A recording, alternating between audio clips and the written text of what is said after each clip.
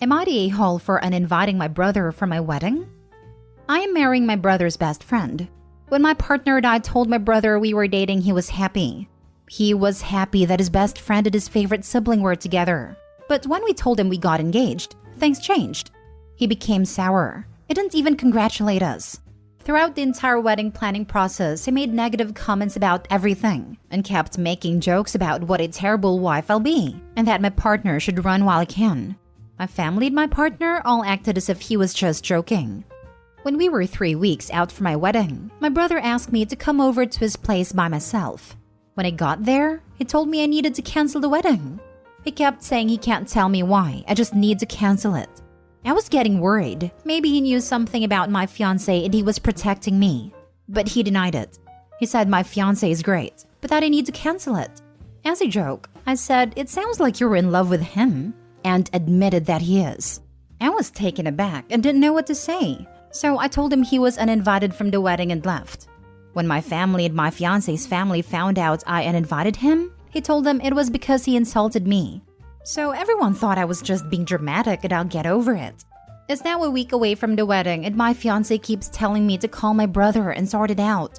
He says it's now getting ridiculous and he needs his best man. My family is calling me immature and keeps telling me to get over it, even though they don't know the full story. I'm so conflicted. I would never get with someone my siblings have romantic feelings for, but now it's too late. I love my fiancé. We have a life together and we are planning our future. I can't just cancel it all. I'm also not going to out my brother to everyone. I'm not a horrible person, but I feel so guilty. Should I just let him come and be miserable at the wedding? Or should I continue to be the a-hole to the rest of our family and keep him away? Now for the top comments. Whoa, okay, what a mess. Your brother has put you in an impossible situation. Not the a-hole for uninviting him, but what you do next will decide so many factors for your family going forward. Can you talk to your brother again? Maybe when you're both calm? Obviously, you don't want to out him, but keeping something like this from your future husband is a massive conflict. He's blocked me and everything. Oh, OP, this must be incredibly stressful. I'm certain your brother is terrified and confused. I can't think of a more awful position to find yourself in, but you are navigating a minefield here without help. I respect that you don't want to out your brother to the whole family. A well-worded response might help here. My brother and I have had a disagreement. It's private in nature. Thank you for respecting our privacy on this issue. But your fiancé? That's a tough one. The last thing you want to do is start your marriage with a secret this large haunting you. Would you consider being honest with him? Not stay whole because your brother has created an impossible situation for you. I also don't think you're an a-hole for uninviting him. If he's adamant that you cancel the wedding, how do you know he'll behave during the wedding and not try and sabotage it in some way? Your brother has forced your hand to need to maybe tell someone. I wholeheartedly agree that no one should out anyone. But your brother hasn't been reasonable here. This isn't a normal situation. At the very least, start by telling your fiancé that your brother insisted that you cancel the wedding. That he went on and on about it. That might be enough to make your fiancé wonder if your brother should really be there. He might even reach out to your brother and insist on a reason. That could get your brother to back down and you won't have outed him. However, if your fiancé doesn't think there's any reason in your brother insisting you cancel the wedding, then you should tell your fiancé but swear him to secrecy. At least you will have one person on your side who understands why you did what you did, even if he ultimately says that your brother should be invited again. He could then confirm to your family that you had a good reason and that they should back off a bit. If you don't, your family is going to think you're crazy or really unreasonable, and that will be a terrible start to your future. Next story. Am I the a-hole for stealing my mother-in-law's heirloom recipe and bringing it to a potluck? I, 38 male, have always enjoyed cooking and baking. My wife, 37 female, on the other hand, does not. So I do probably 95% of the cooking in our house and I like to think I'm pretty good at it. My mother-in-law, 70 female, is also an exceptional cook, and we've both shared recipes with each other over the years. But there is one recipe that she refuses to share with me, her apple pie. She says it's her great-grandmother's recipe and has been in the family for over 100 years. It's amazing. Literally the perfect pie.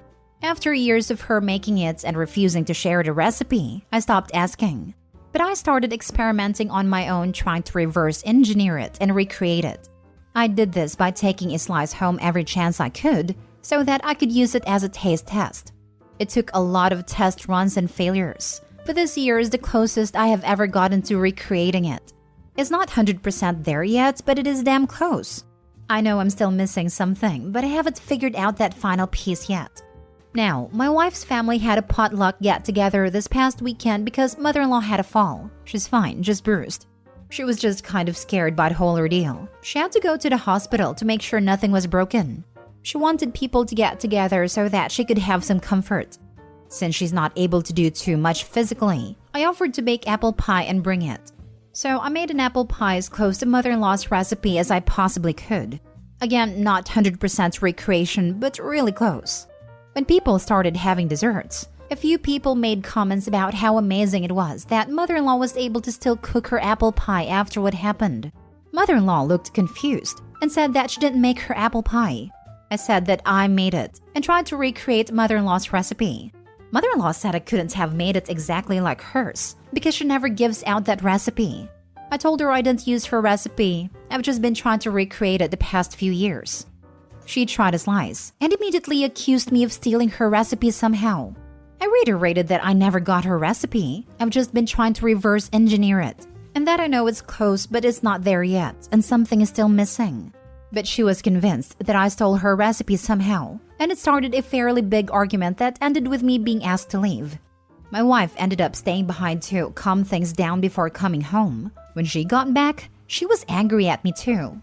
She said I should have known better than to bring something like that when mother-in-law is not in good shape. She said I got mother-in-law all wound up and irritated. Also that I could try and boost my ego and try to make mother-in-law look bad. She said I should know how much that recipe means to mother-in-law, and that it's one thing to try and recreate it at home, but I was totally in the wrong to bring it to a potluck like that when people are expecting mother-in-law to make the apple pie. Mind you, my wife was 100% aware I was bringing that pie. Edit. I seriously and honestly thought this would be a nice way to honor mother-in-law. There was no malicious intent behind my actions. Some of you are incredibly cynical to attempt to attach desires of revenge to malice when I was just trying to do something nice for mother-in-law when she's feeling down. Clearly, my execution was poor and it was received badly. But I had zero intention of showing up mother-in-law or trying to replace her recipe. I was just trying to do something nice. Softy or the a-hole / everyone sucks here. You knew it was a point of pride for her, hence her strange refusal to share the recipe. You should have easily made a next mental leap that bringing her pie to a family event would not be well received. You basically said, screw you, I'm getting the recipe anyway. She is definitely the weird one here, but you really should have known not to poke that particular bear. Edited to add, I don't blame you for reverse engineering the pie. I'm a fair cook, and consider anything I taste / see to be fair game for me to try. But you should have just kept the pie away from mother-in-law. It definitely was a read-a-room situation. This was not a place to debut as pie. How we didn't have the forethought to guess what her reaction would be after she's kept the recipe a secret all these years is beyond me. I'm going with your a-hole not because you recreated a recipe, but because you took the pie to the potluck knowing how much this elderly lady valued and took pride in preparing this recipe for the family. It sounds like this was her one thing. And from working with elderly people, I've seen many that feel like their life is over. They have nothing to contribute and feel left out / alone.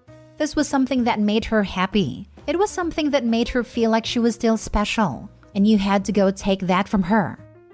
I think this is it for me. Like, objectively, one could argue that Opie did nothing wrong and a granny should share and not gatekeep and whatever. I understand and empathize with that. But sometimes people deserve to have their thing for some time. I remember I started doing lettering on paper bags for Christmas and selling them. And I always give people gifts in a bag like that. And I won money working in fairs and such. And then a friend started doing it too. Objectively, I knew they had all the rights in the world and I had no business getting angry or whatever. And I never once told this to them or anyone, and I even encouraged them and gave them the tips to where to buy nice cheap pens. But inner me was like, but why did you choose this thing to do? So yeah, rationally Opie is not the a-hole, but morally he is. Edit 2. I think coming here was a mistake. Some of you are seriously mean people. I was just trying to do something nice, and you're making me feel like a total POS. Yes, I made a mistake in judgment, but it wasn't malicious. I think that's enough internet for today. Next story. Am I the a-hole for kicking my parents out of my house after telling them they had no right to speak about what my wife does and doesn't want?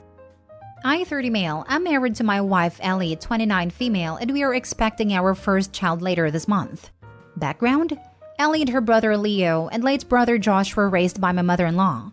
Mother-in-law was a former foster child who never found a forever family in the system and was never able to track down any biological family, though she does believe she'd have half-siblings somewhere. When Ellie and her brother's dad then decided to quit his job and leave her on her own to raise the kids, she struggled. Then she lost Josh, the oldest, when he was 16 years old. It tore them apart, and was yet another big hit for my mother-in-law who did everything she could for her kids. Ellie has talked about how her mom suffered terribly with her mental health under the strain of everything, and how she's grateful that she was able to recover enough to be present in their lives today. Today, mother-in-law is starting to financially be in a better, more stable place, but she's far from rich. She's also not dropping everything to help her kids all the time. Ellie and Leo have told me before that their mom had to give away so much of herself when they were growing up, had to spread herself so thin that they don't think she could do it anymore, because she had no support and only had her kids, who she didn't want to burden. So even though we live close to mother-in-law and Leo, she's not offering to be our childcare. Not that we expect her to, but I'll get to why I say that. And she also didn't pay for our wedding or throw us a big massive baby shower. She's a wonderful person, and Ellie will always say she's the best mom and would never ever want to lose her. My parents are visiting this weekend, and we had the argument. Back when we were engaged, they had commented that our wedding was not as big as they would have expected, and that my mother-in-law had not paid for anything. I told them it was our wedding, not mother-in-law's, so she had no reason to pay for it and told them not to bring it up again. They knew the history then, but it was bothering them that we chose to live close to her when she gives nothing and does nothing a mother and expected grandmother should do. They then started talking about how it must kill my wife that her own mother doesn't care, is a crappy mother, and how they know she likely hoped mother-in-law would offer to watch our child while we both work, and throw her a big baby shower, and offered to be on hand to help with every little thing. I told them they had no right to speak about what my wife wanted, and how dare they judge mother-in-law so harshly when they know what she has been through. I told them I did not want them upsetting my family, wife, brother-in-law, and mother-in-law, with those opinions, and I made them leave. They told me I was punishing them for having sympathy for my wife, and for wanting better for her than her own mother does. They said I should have let my wife decide if they spoke out of turn. But she was upset. She simply knows I am happy to step in and deal. But was my reaction too harsh? Am I the a-hole? Now for the comments. Reddit is full of men who don't stand up for their wives with their families. It's refreshing to see you do it. Your wife and in-laws will thank you. Your parents shouldn't have commented on your mother-in-law. Not the a-hole. I mean, I'd more say AITA is full of that, not Reddit. And that's because, generally speaking, people who are in a good relationship and support their significant other don't post on here. People shouldn't base their opinions on an entire demographic based on the type of people they see on AITA.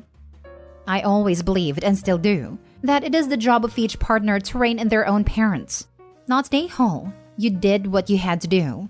Your mother-in-law is also not a bad mother or grandmother. She had a very hard life and is doing the best she can.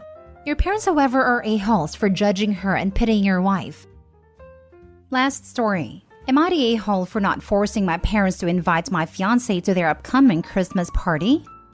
Christmas in my 28 male family is a big deal. My parents' holiday parties are pretty extravagant and beyond family. Only a select few get invites. This includes close friends and neighbors. My siblings and I can make suggestions, but it's our parents' party at the end of the day, which means their decisions are final. My parents also happen to be notoriously hard to impress. A few of my friends have made the invite list for the party before, but slowly as I've gotten older and lost touch with people, that list has dwindled down to just my longtime best friend and former roommate, Jordan, 32 male. We grew up in the same neighborhood, and he even worked at my dad's company for the majority of his 20s. While he's my friend first and foremost, he's clearly also a friend of the family. My parents love him, and have since we met when I was 15 and he was 19. I got engaged in September after dating my fiancé, 29 female, for around a year and a half. She wasn't put on a guest list last year, and she didn't see it as a problem since she was busy with her own family festivities. I hadn't really put much thought into what might happen this year, besides a brief mention to my parents about adding her sometime last month. As always, my parents emailed my siblings and I the final guest list on November 1st, in order for us to look over it and give our thoughts as they finalized the final numbers in preparation to send our invitations and RSVPs. As I looked over it this morning, I noticed my fiancé's name wasn't on there. An important note is that the party isn't the only Christmas celebration we had. I also stay with my family on Christmas night in order to open presents the next morning, and all significant others are invited to that. I told this to my fiancé, and she was livid. She said it was beyond disrespectful that Jordan got an invite but she didn't, and that I needed to stand up to my parents. I told her it was their party, and they had a final say, but that Christmas festivities would still happen. This just gave her time with her own family again. Am I the a-hole? Edited to add, after texting them for a reason she was left out, my mom told me that multiple people had expressed distaste for her in the past, and that she was trying to minimize the amount of negativity/drama as much as she could. If I had to guess, I know who those people are, my sister and Jordan, who have both had slightly unpleasant interactions with my fiancé in the past where she claimed they were both stuck-ups. I now feel even more caught in the middle. You're the a-hole. Your parents have a right to invite whomever they want, but they are choosing to be incredibly disrespectful to your fiancé. If they don't think your future wife warrants an invite, you should not go. For your information, notoriously hard to impress is a euphemism for a-holes. I'm also guessing the fiancé is either a different economic class or a different race than Opie. Why did Opie's fiancé call them stuck up, I wonder? Opie, you're the a-hole here. The only real question is whether the engagement falls apart because 1. The fiancé is no longer willing to put up with Opie's nonsense, or 2. Mommy and daddy simply will not allow Opie to go through with the wedding.